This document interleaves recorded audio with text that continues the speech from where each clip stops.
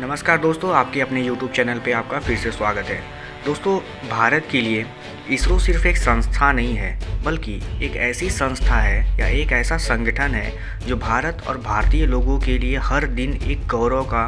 पल हर समय लाने का कोशिश करती है। और इसी के एक नतीजे के स्वरूप हमें चंद्रयान 2 देखने को मिला था, जो कि हर भारतीयों के लिए बहुत ही यादगार पल बन गया। दरअसल दोस्तों, चंद्रयान 2 के साथ होने वाले दुर्घटनाएं हम सबको बहुत अच्छी या बुरी दोनों तरीके से लगी थी, लेकिन चंद्रयान 2 से उम्मीदें अभी भी इसरो की हटी नहीं है। पूरी दुनिया अभी भी चंद्रयान 2 के नक्शे कदम को फॉलो करना चाह रही है और कर भी रही है। दरअसल अभी इसरो की तरफ से एक न्यूज़ ऐसा निकल के आया है कि चंद्रयान 2, जिसका कि लैंडर जो था वो फेल हो गया था लैंड करने में, लेकिन विक्रम जो उसका ऑर्बिटर था वो अभी भी सक्सेसफुल काम कर रहा है और उसने कुछ अजीबोगरीब और हैरान करने वाले डेटा ल्यूनर ऑर्बिट से भेजे हैं। चलिए जानते हैं दरअसल चंद्रयान 2 के साथ क्या क्या होना था और क्या हुआ। दरअसल दोस्तों, चंद्रयान 2 जो था उसको चंद्रमा के ल्यूनर ऑर्बिट में इसलिए छोड़ा गया था क्योंकि उसके साथ जो प्लानिटरी एक्सपेरिमेंट होने थे वो करीब उसी एक्सपेरिमेंट के तहत इसको छोड़ा गया था। और जो चंद्रयान 2 था उसको करीब 8 ऐसे एक्सपेरिमेंट करने थे जो कि प्लानिटरी साइंस के लिए बहुत ही मायने रखते हैं और उससे मिलने वाली जानकारी को पूरी मानवता के लिए यूज़ करना था, लेकिन ऐसा हुआ नहीं। जब चंद्रयान 2 को छोड़ा गया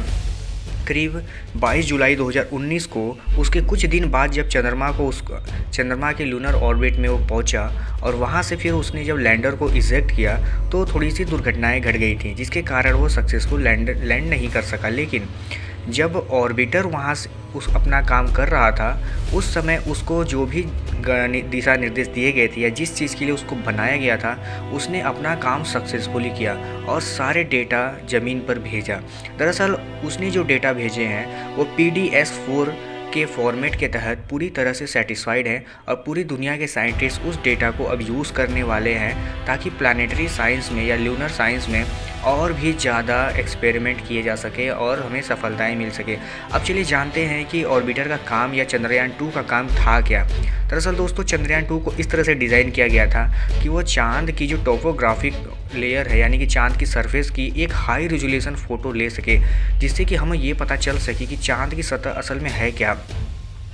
या कैसी दिखती है। और उसकी कुछ ऐसे साइड है जहाँ पर अभी भी इंसान नहीं पहुँचे हैं, तो वहाँ भी हम उन फ़ोटोज़ की मदद से ये आइडिया लगा सके कि आखिर चांद पर हो क्या सकता है। और दूसरा जो बात था उसमें उसके सरफेस के कंपोजिशन के बारे में जानना था, तो कुछ ऐसे एक्सरेज का स्पेक्ट्रोमीटर का यूज़ किया गया था चंद्रयान 2 में, जिसके तहत वो ये बता सकता कि चांद की सतह पर जो मिनरल्स हैं आखिर वो ज़मीन से कितनी अलग हैं और क्या नया है उसमें, ताकि हमें ये भी पता चल सके कि आखिर चांद पर जीवन है या नहीं है, और नहीं है तो क्यों नहीं है। इसके बाद दोस्तों उसमें इंफ्रारेड स्पेक्ट्रोमीटर का भी यूज़ किया गया था, जिससे वो यह पता लगा सकता था कि वहाँ पे हाइड्रोक्सिल या वाटर का कोई भी कंपोजिशन है या नहीं। अगर क्योंकि उस जगह पर वाटर के थोड़े भी कंपोजिशन मिले या हाइड्रोक्सिल के, तो इससे ये बात साबित हो जाती है कि चांद पर या तो आने वाले समय में जीवन हो सकता है या तो कभी जीवन रहा होगा, जिससे कि वहाँ पर इस तरह के कंपोजिशन पाए जा रहे हैं। इसके अलावा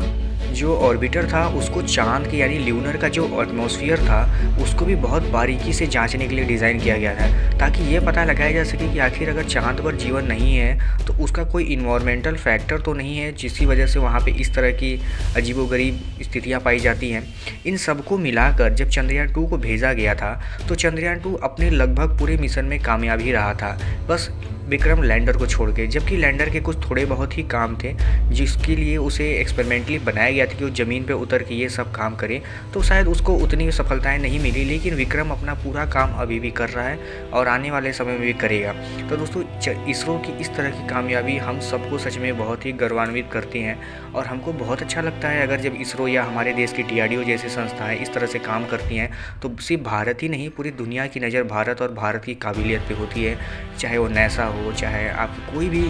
विदेशी या देसी कोई भी संस्था हो, वह सब जानना चाहते हैं कि इसरो इतने कम पैसे में, इतने कम बजट में इतनी बड़े बड़े प्रोजेक्ट कैसे लॉन्च करता है। अब दोस्तों आपको बता दें कि चंद्रयान 2 के साथ ही चंद्रमा का जो भी मिशन था वो फेल नहीं हुआ। इसरो की तरफ से अभी कुछ न्यूज़ आई थी कुछ दिन पहले कि इसरो अभी भी उस चीज़ पे काम कर रहा है और इसरो प्लानिंग कर रहा है कि इस साल के अंत तक, यानी कि या हो सकता है जनवरी के स्टार्टिंग में,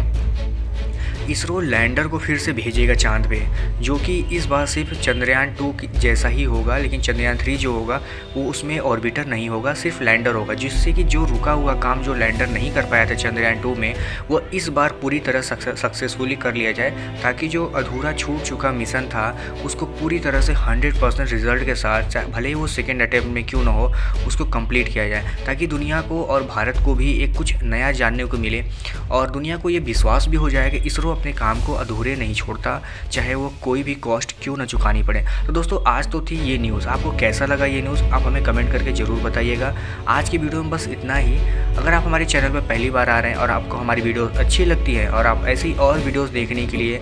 इसरो या इंडियन डिफेंस से रिलेटेड हमारे चैनल को सब्सक्राइब कर लीजिए, क्योंकि हम ऐसी वीडियोस रोज़ लाते रहते हैं। चलिए कल मिलते हैं फिर किसी और वीडियो में किसी और टॉपिक के साथ, तब तक के लिए धन्यवाद।